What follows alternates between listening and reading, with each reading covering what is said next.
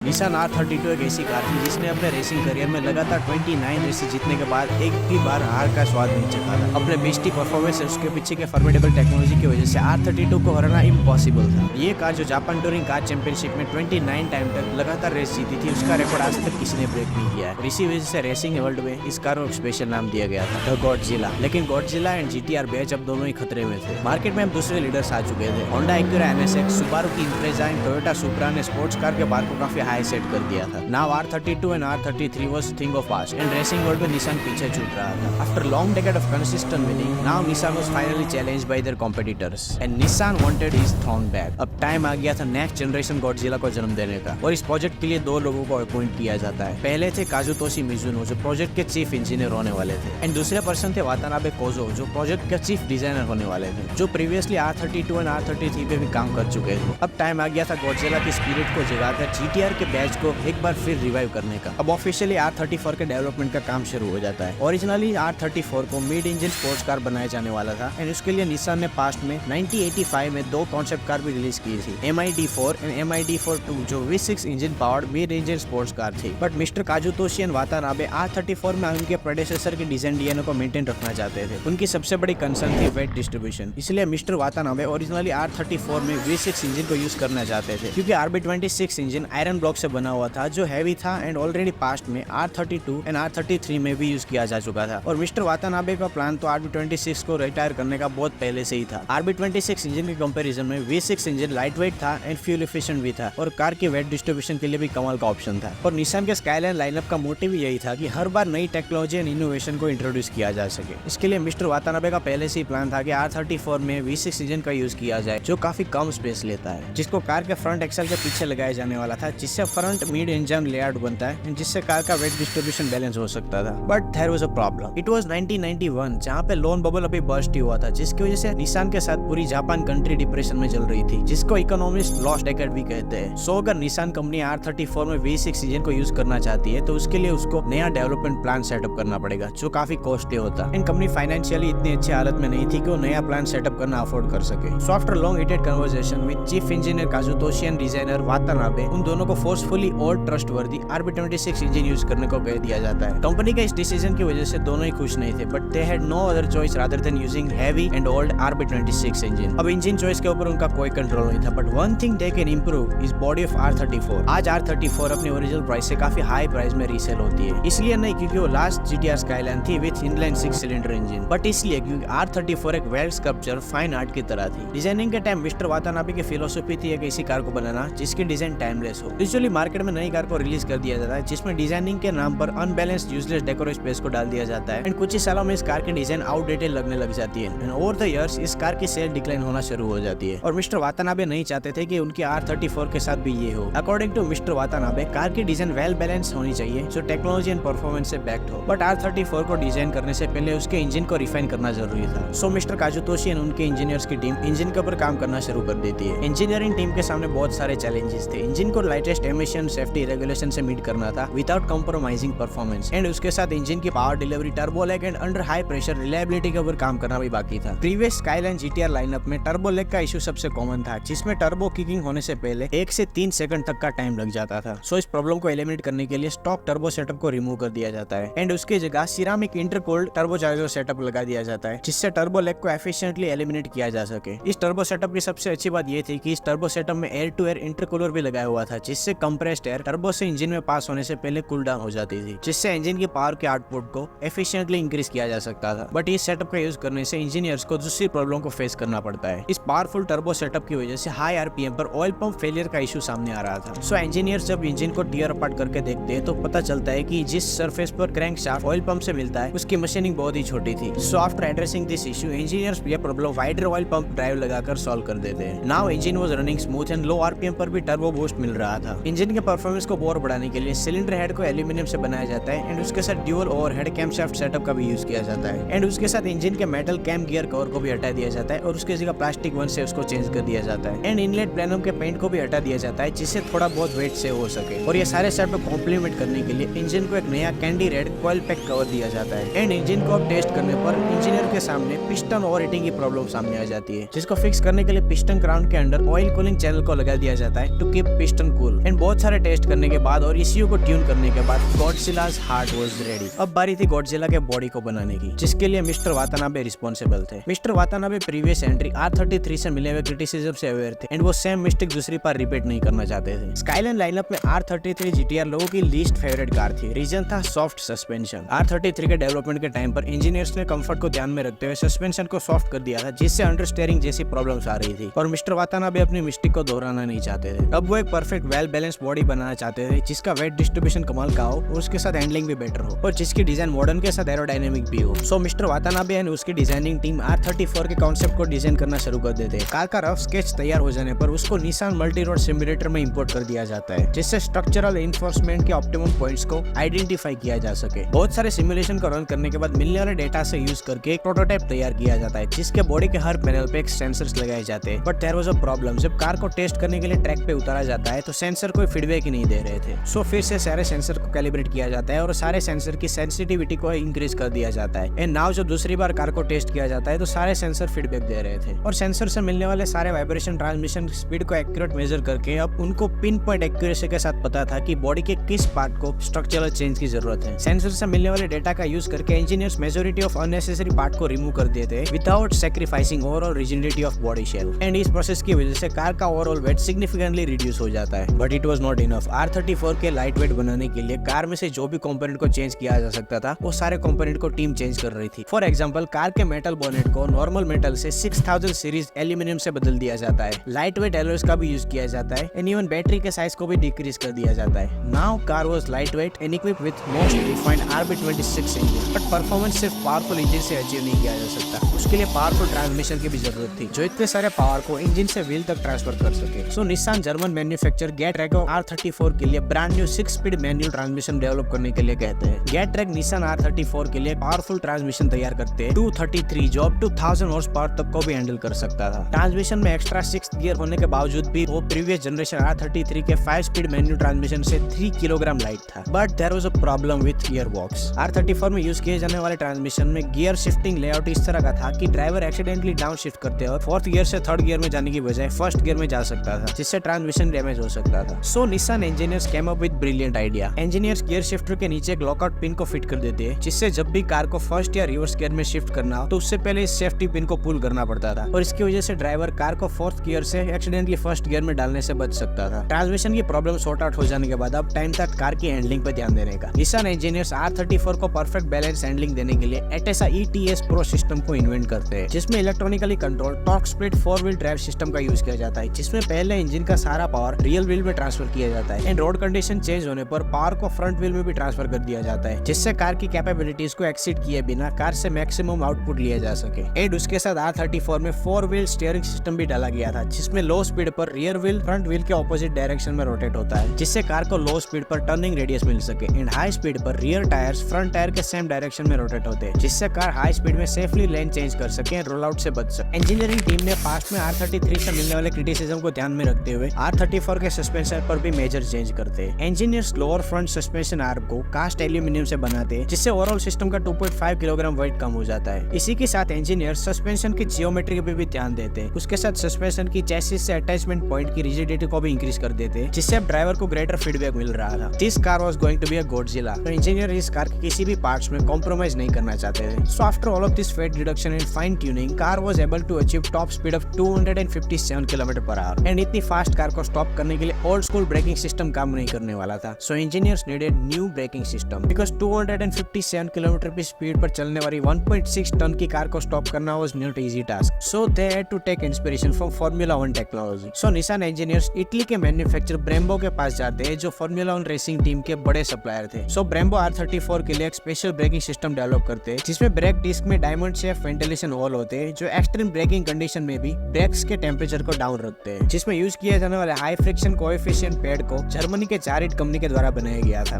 But this braking system was not enough to stop the car. Car के chassis की capabilities को ध्यान में रखते हुए कार को नए टायर्स की जरूरत थी। सो निसान अब दूसरे formula 1 tyre specialist company Bridgestone को कांटेक्ट करते हैं एंड ब्रिजस्टोन R34 के लिए एक स्पेशल टायर को डेवलप करते हैं, जिस टायर का नाम है सुपर पोटेंजा RE040। इस टायर में फैंटास्टिक ट्रैक्शन के साथ एक्सीलेंट कॉर्नरिंग कैरेक्टरिस्टिक भी थे, इससे R34 का ड्राइवर एक्सट्रीम कॉर्नरिंग में भी अपनी कार को कॉन्फिडेंटली चला सकता था। और इस अमेजिंग टायर सेटअप के साथ ओपन स्पोक डिजाइन भी इंटीग्रेट किया जाता है, जिसकी वजह से ब्रेक का कूलिंग परफॉर्मेंस भी इंप्रूव हो चुका था। And after all of this was sorted out, Nissan engineer was now facing completely new problem. अब निसान इंजीनियर्स डायरेक्टली नेचर के लॉज से कम्पीट कर रहे थे। इंजीनियर्स ने कार को ऑप्टिमाइज करके बहुत ही फास्ट बना दिया था, but the speed itself was now becoming the problem. Aerodynamic का एक सिंपल लॉ है कि the faster the speed the greater the lift. And Nissan R34 इतनी फास्ट थी कि इससे जो लिफ्ट तैयार हो रहा था, इससे कार जमीन से ऊपर उठ रही थी। And Nissan GTR was meant to be the Godzilla, not the Garuda. So Nissan engineers had to face one problem: how to fly without taking off. So अब टाइम था विंड टनल टेस्टिंग का और बहुत सारी computer simulations का। Nissan engineers car की aerodynamics capabilities को improve करने के लिए बहुत सारा टाइम स्पेंड करते हैं। And after long research and development, engineers car की डाउन फोर्स को इंक्रीज करने के लिए एक बार फिर से फॉर्मूला 1 से इंस्पिरेशन लेते हैं। इंजीनियर्स R34 के फ्रंट एंड रियर साइड की कार के अंदर कार्बन फाइबर डिफ्यूजर को इंस्टॉल करते हैं एंड कार के रियर ट्रंक के ऊपर लार्ज फिक्स्ड स्पॉइलर को इंस्टॉल करते हैं, जिससे टॉप स्पीड पर कार के ऊपर इतना डाउनफोर्स जनरेट हो सके जिससे कार हाई स्पीड पर भी स्टेबल रह सके। With great speed comes great G force. Nissan engineers ने R34 गॉडजिला को इतना इंप्रूव कर दिया था कि जब कार को टेस्ट करने के वक्त जी फोर्स को रीड किया गया तो पता चला कि R34 की जी फोर्स उस टाइम की रोड कार के लिए एक्सट्रीमली हाई थी, जिससे हाई स्पीड कॉर्नरिंग पर ड्राइवर सीट से ग्रिप को लूज कर देता था। इस प्रॉब्लम को सोल्व करने के लिए लेदर फ्रंट सीट को यूज किया जाता है, जिसमें सीट सपोर्टर्स एंड शोल्डर को प्रीवियस जनरेशन R33 के सीट से इनलाज कर दिया जाता है। बट डिजाइनिंग के वक्त ये इंश्योर किया जाता है कि shoulder supporters steering and gear lever operation के बीच इंटरफियर ना करे। And after many test ride with different seat designs, over time seat के कुशन की थिकनेस को फाइन ट्यून किया जाता है, जिससे सीट ड्राइवर को हाई स्पीड कॉर्नरिंग पर भी होल्ड कर सके। एंड इतनी सारी इनोवेशन एंड डिजाइनिंग ऑप्टिमाइजेशन के साथ मिस्टर काजुतोशी R34 में रिवोल्यूशनरी फीचर को इंट्रोड्यूस करते हैं। मिस्टर काजुतोशी का मानना था कि अगर मशीन एंड ह्यूमन एक रिदम में काम करे तो कुछ कमाल का हो सकता है। ड्राइवर जिस मशीन को चला रहा है, उस ड्राइवर को उस मशीन के हर मूवमेंट के बारे में पता होना चाहिए। इसलिए मिस्टर काजुतोशी R34 को एक मल्टी फंक्शन डिस्प्ले से इक्विप करते हैं, जो ड्राइवर को real time performance data and telemetry provide करती है। इस मल्टी फंक्शन डिस्प्ले से ड्राइवर को कार के बारे में बहुत सारी इन्फॉर्मेशन मिलती थी, जैसे कि boost pressure, oil pressure, water temperature, speed and lap times and many more. और उसके साथ ड्राइवर उस सेटिंग को अपने हिसाब से एडजस्ट भी कर सकता था। With this last gadget, Godzilla was ready to roar. Car was ready for production and finally it was time for choosing the color. Although R34 many colors के ऑप्शन के साथ आने वाला था, बट निसान के चीफ प्रोडक्ट स्पेशलिस्ट तमारा सान की विश थी कि कार के ब्लू कलर को वानगन ब्लू नाम दिया जाए। बट निसान ये आइडिया रिजेक्ट कर देती है, क्योंकि उन दिनों जापान का वानगन हाईवे का नाम वहाँ के secret racing club midnight club से जुड़ा हुआ था एंड अपनी कार के कलर का नाम वानगन रखकर वो अपने आप को मिडनाइट क्लब से एसोसिएट नहीं करना चाहते थे। सो R34 के ब्लू कलर का नाम वानगन ब्लू से चेंज करके बेसाइड ब्लू रख दिया जाता है। And now after so many challenges, rejections and testings, Nissan 1999 में दुनिया के सामने नेक्स्ट जनरेशन गॉडजिला को प्रेजेंट करता है। R34 अपने प्रेडेसेसर से हर फील्ड में आगे थी। R34 के रिवोल्यूशनरी राउंडिश एंड एरोडायनेमिक डिजाइन ने सबको अटेंशन ग्रैब कर लिया था। उस टाइम के जेंटलमैन एग्रीमेंट की वजह से R34 के ऑफिशियल रिपोर्ट में ये बताया जाता है कि कार सिर्फ 276 हॉर्स पावर ही प्रोड्यूस कर रही है, और जब लोगों ने अपने आप से कार को टेस्ट किया, so car was producing whopping 332 horsepower. R34 on paper two door coupe थी, बट जो प्रैक्टिकलिटी एंड स्पेस ऑफर करती थी, उससे उस टाइम की 4-डोर सेडान को भी आउट कम्पीट कर देती थी। अपने 332 हॉर्स पावर प्रोड्यूसिंग इंजन के साथ कार 100 किलोमीटर की स्पीड 4.6 सेकंड में अचीव कर सकती थी। अपने 252 किलोमीटर की टॉप स्पीड के साथ Godzilla stole all the limelight from their competitor. Car ऐसी रेसिंग टेक्नोलॉजी से लैस थी जो आज तक की किसी भी प्रोडक्शन कार में नहीं देखी गई थी। R34 ने अपने head of its time technology and performance के साथ वर्ल्ड वाइड कार लवर्स के दिलों में जगह बना ली थी। एंड 90s में R34 को बेस्ट ऑफ द बेस्ट का टाइटल मिल गया था। कार के इंजन को इतना रिफाइन एंड ट्यूनिंग फ्रेंडली बनाने की वजह से ट्यूनिंग कम्युनिटी में R34 काफी फेमस हो गई थी। ट्यूनर्स कार के इंजन के कुछ कंपोनेंट को चेंज करके बिगर टर्बोस लगाकर उसके स्टॉप हॉर्स पावर से ज्यादा हॉर्स पावर हार्वेस्ट कर सकते हैं। कुछ एक्सट्रीम एग्जांपल में तो R34 के इंजन से 1000 एंड इवन 1600 हॉर्स पावर को भी प्रोड्यूस किया जा चुका था। ऊपर से कार की pop culture and racing gaming में अपीयरेंस की वजह से कार को वर्ल्ड वाइड पॉपुलैरिटी मिल चुकी थी। अगर आपने PlayStation 1 में ग्रैंड टूरिज्मो गेम खेला है तो यू नो कि R34 is the best car to drive in that game. Fast and furious में जब पॉल वॉकर अपनी R34 से फर्स्ट रेस को जीतता है तो लोगों के दिल में R34 के लिए रिस्पेक्ट और भी बढ़ जाती है। एंड ऑल्सो R34 अमेरिका में अवेलेबल नहीं थी। यूएसए की एनवायरमेंटल स्टैंडर्ड के हिसाब से R34 एमिशन लॉ को फॉलो नहीं करती थी। अगर किसी को R34 को अमेरिका में इंपोर्ट करवाना तो उसको 25 ईयर तक वेट करना पड़ता था। The idea of anything being unobtainable adds value to it and R34 के साथ भी ऐसा ही हो रहा था। अमेरिका में high demand and low supply होने की वजह से R34 की प्राइस हर साल इंक्रीज हो रही थी। रिसेंटली फास्ट एंड फ्यूरियस 2 में यूज होने वाली R34 कार को ऑक्शन में 11 करोड़ के लिए सेल किया गया, but it was movie car so it makes sense to sell at this high price. But regular R34 are not different. आज लो माइलेज निसान R34 की प्राइस 5 से 8 करोड़ तक जा सकती है। और जब ये कार रिलीज हुई थी तब इसकी स्टार्टिंग प्राइस $70,000 थी। This shows कि how legendary this car is. Thanks for watching this video and subscribe my channel for more JDM content like this.